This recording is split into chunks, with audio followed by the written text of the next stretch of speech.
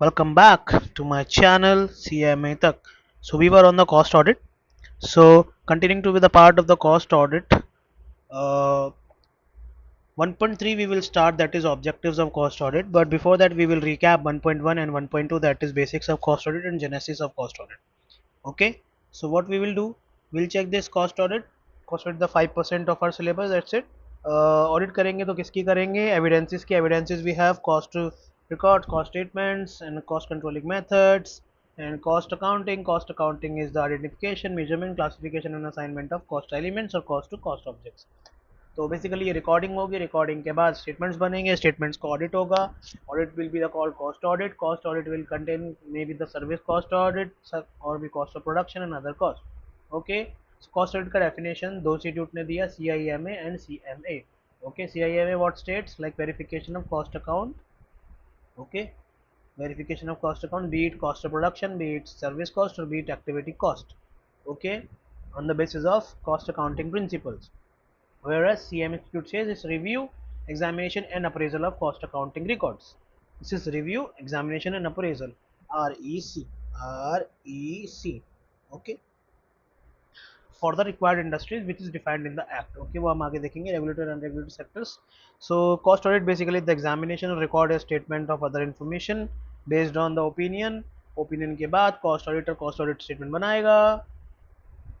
Okay. उसके बाद scope आता है. कॉस्ट ऑडिट का स्कोप क्या है कि कॉस्ट ऑडिट का डेटा चेक करना, उसकी एक्यूरेसी चेक करना, because at that it shows the companies performance, companies efficiency, like कितने मिनिमम कॉस्ट में कितना अच्छा काम कर रहे हैं. ठीक है. लाइक फॉर एग्जांपल एक क्वार्टर का कॉक्स का परसेंटेज सेल्स का 70% है, लेकिन दूसरे क्वार्टर में वो 80% भाग गया. हुआ है. This audit check. Audit check उधर देखेंगे. जेनेसिस कैसे हुआ, वर्ल्ड वॉर 2 के टाइम पे कॉस्ट प्लस कॉन्ट्रैक्ट देते थे लोग, तो लेकिन कॉस्ट प्लस कॉन्ट्रैक्ट में खर्चे बहुत हो रहे थे, कॉस्ट तो कंट्रोल करनी है. तो प्री इंडिपेंडेंस एरा में कॉस्ट प्लस कॉन्ट्रैक्ट देने के बाद उसका एनालिसिस हुआ और कॉस्ट रिकग्नाइज कंसेप्ट बना गया. और अराउंड द वर्ल्ड इसको रेगुलेट करने के लिए ICWA 1944 बनाया गया. और उसके चलते एक उसको रेगुलेट करने के लिए स्टैट्यूटरी बॉडी 1959 में बनाई गई, which was renamed in 2012, that is ICAI, institute of cost accountants of India.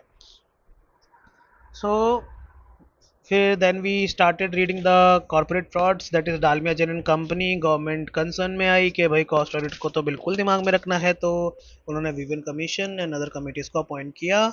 then it turned to the Datta Commission and the Patri Shastri Commission, and they recommended for cost data structure. cost data structure को monitor और regulate करने के लिए ICWI तो था ही, तो उसके लिए कॉस्ट डेटा स्ट्रक्चर का रिकमेंडेशन दिया और उसको रेगुलेट करने के लिए हमारे CMA प्रोफेशनल्स थे, just because to have a strict control over cost of production. Okay.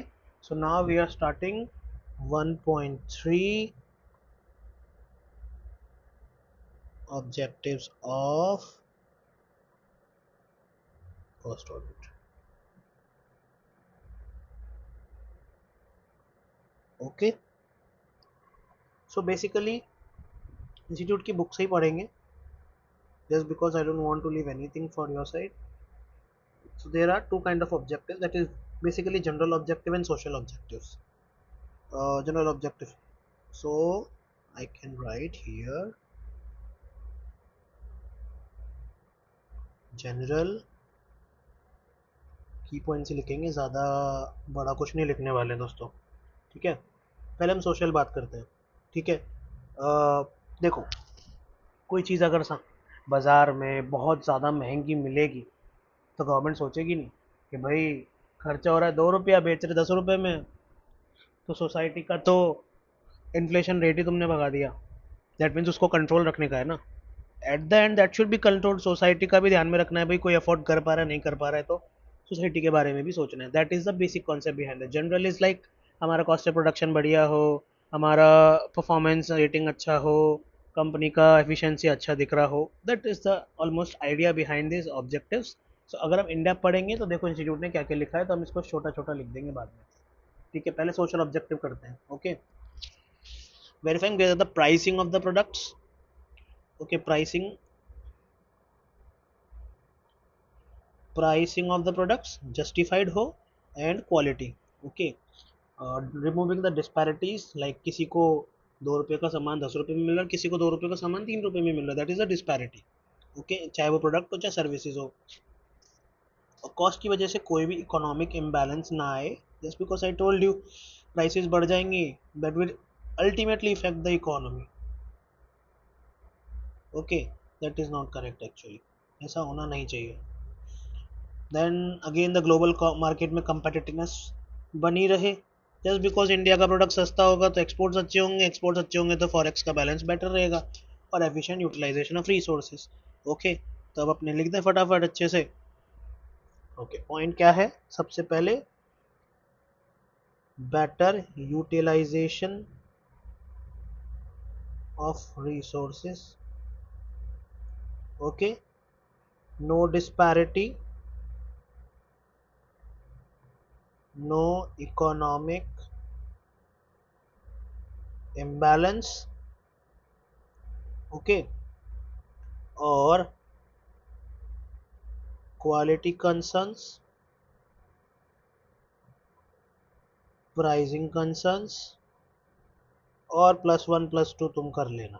ठीक है, आइडिया तुम्हें समझ में आ गया। जनरल की बात करते हैं, जनरल की बात करते हैं, आइए देखो। जनरल में आइडिया मैंने बता दिया था कि कॉस्ट ऑफ प्रोडक्शन वगैरह इन सबको देखना है, एफिशिएंसी देखनी है। ओके, देखो क्या होता है, कॉस्ट अकाउंटेंट्स होते हैं कंपनी में, that means they are there for maintaining the cost accounts. So but sometimes क्या होता है कि कॉस्ट अकाउंट्स प्रॉपर नहीं होते, तो उसकी ऑडिट्स के लिए ऑडिट कॉस्ट ऑडिट होती है। तो हमको यही चेक करना है कि दे आर प्रॉपरली मेंटेन्ड और not. Okay, ensuring the prescribed procedure of the cost accounting record rules are duly adhered to। Cost accounting records पूरे प्रोसीजर के साथ बने हैं कि नहीं, कोई एरर या फ्रॉड चल नहीं रहा हो। ठीक है, कॉस्ट यूनिट और कॉस्ट सेंटर का डेफिनेशन आप मुझे कमेंट बॉक्स में लिख के दो कि कॉस्ट यूनिट और कॉस्ट सेंटर बराबर एलोकेट हुए हो, इन्वेंट्री वैल्यूएशन का तरीका सही हो, प्राइसेस का फिक्सेशन सही हो। ओके, और पीरियोडिकल रिकंसिलेशन, देखो पीरियोडिकल रिकंसिलेशन कॉस्ट अकाउंट और फाइनेंशियल स्टेटमेंट्स का होना चाहिए, बराबर बात है। ऑप्टिमम यूटिलाइजेशन ऑफ सारे रिसोर्सेज में बी ह्यूमन, फिजिकल और financial. Detection of correction of abnormal loss of material time, advising management on basis of inter-unit and inter-firm comparison of cost records, promoting corporate governance, and helping the entities in matters of anti-dumping duty, valuation of cost of production, blah blah blah। ठीक है, no problem, हम तो छोटा छोटा लिखेंगे, हम ज़्यादा दिमाग लगाएंगे। ठीक है, पहला पॉइंट लिखेंगे, कॉस्ट अकाउंटिंग प्रॉपर मैनर में हो। ठीक है, optimum utilization of all resources, example human, physical, etc. Okay, abnormal loss कम रहे। ठीक है, कॉस्ट सेंटर और कॉस्ट यूनिट सेट रहे, एलोकेशन अच्छा हो। ठीक है, और क्या हो सकता है, फ्रॉड्स एरर्स कम रहे। ठीक है, और क्या लिख सकते हैं हम लोग, बेटर प्राइसिंग डिसीजंस,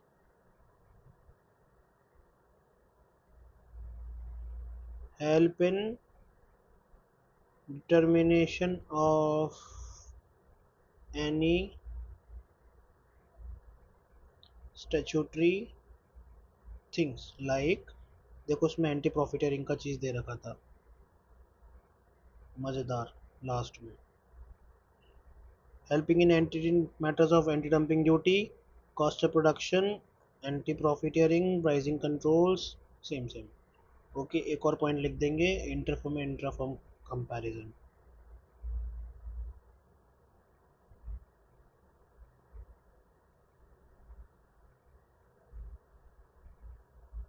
ये हो गया ऑब्जेक्टिव्स खत्म एक पेज में। ओके, ओके, ये यहाँ पे हम हो गए खत्म। अब utility and advantages of cost audit. Cost audit का ज़रूरत क्यों है, वाई।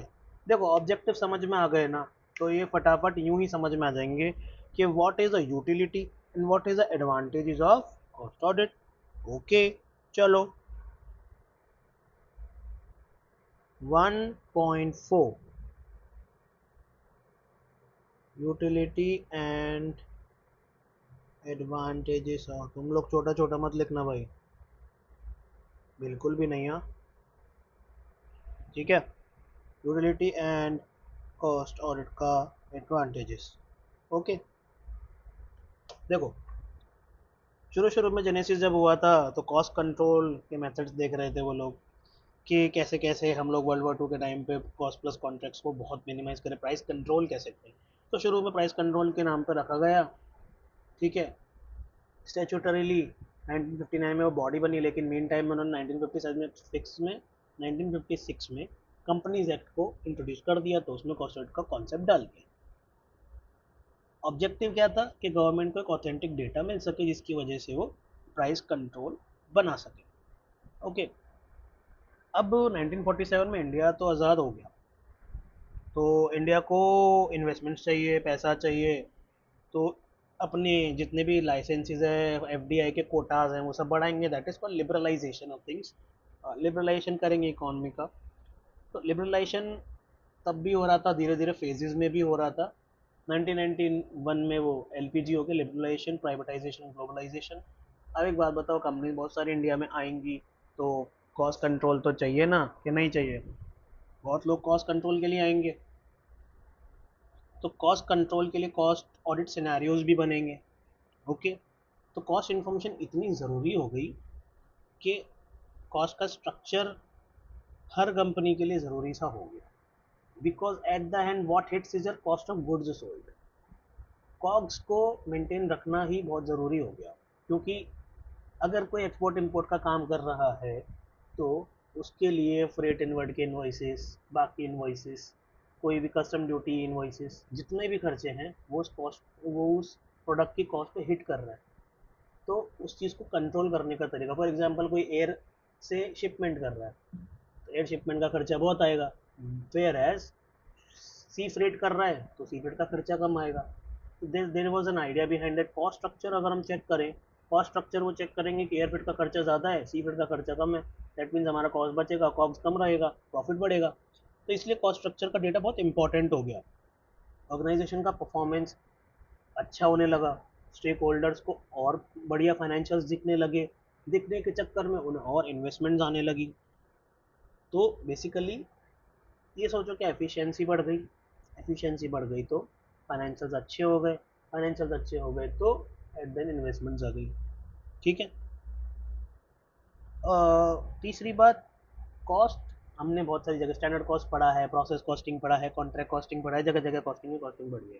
ठीक है, तो उन सब में यही देखा होगा आपने कि सारे processes have a different way. तो उन प्रोसेसेस में कुछ भी अगर वैल्यू एडिशन करना है या फिर उन प्रोसेसेस में कुछ कमी है तो वो ऑडिट्स इसीलिए तो करवाने के लिए बैठे हैं। तो जितने प्रोडक्ट में, जितने भी प्रोसेसेस में, जितने भी कॉन्ट्रैक्ट्स में कोई भी इन्फॉर्मेशन है उसमें सबके पीछे कॉस्ट डेटा स्ट्रक्चर है, उस स्ट्रक्चर को सेटअप करना है तो कॉस्ट ऑडिट देख लो, कॉस्ट अकाउंटिंग देख लो। ओके ठीक है। अब मतलब देखो मोटा मोटी मैंने इसमें से तुम्हें समझा दिया, लेकिन लिखने के हिसाब से कैसे गेम खेलना है वो देखो। देखो मैंने बोल बताया शुरू में प्राइसिंग कंट्रोल मैकेनिज्म, ये लाइन कवर हो गई। कंपनीज एक्ट में इसको स्टैट्यूटरली इंट्रोड्यूस कर दिया, ये बात ख़त्म। ऑब्जेक्टिव क्या था कि ऑथेंटिक डेटा मिल सके, ये लाइन ख़त्म। ओके लिबरलाइजेशन वाली बात आई, ये लाइन ख़त्म। कमिटी वमिटी बनेंगी तो कॉस्ट ऑडिट का स्टडी होगा, ये हो गया। अब अपने को मोटा मोटी क्या करना है, स्ट्रक्चर द कॉस्ट। मैं ग्रीन से हाईलाइट कर रहा हूँ, तुम लोग भी ग्रीन से देख लेना, मैच कर लेना guys, I am telling you. Structure the cost to communicate with the stakeholders. ठीक है, ऑर्गेनाइजेशनल परफॉर्मेंस का असेसमेंट होगा।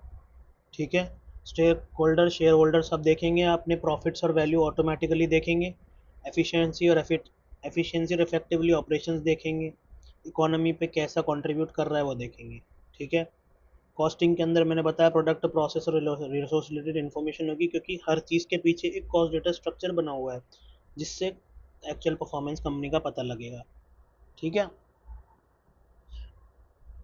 रेगुलर डिसीजन जो भी नॉन रूटीन डिसीजन है वो कॉस्टिंग के ऊपर ही है, किस भाई किस में ज़्यादा खर्चा लग रहा है, किस में कम खर्चा लग रहा है, देख लो, डिसीजन लो। ठीक है। की फैक्टर देख लो, की फैक्टर में क्या है उससे डिसीजन मेकिंग चेक कर लो, तो that is a good practice.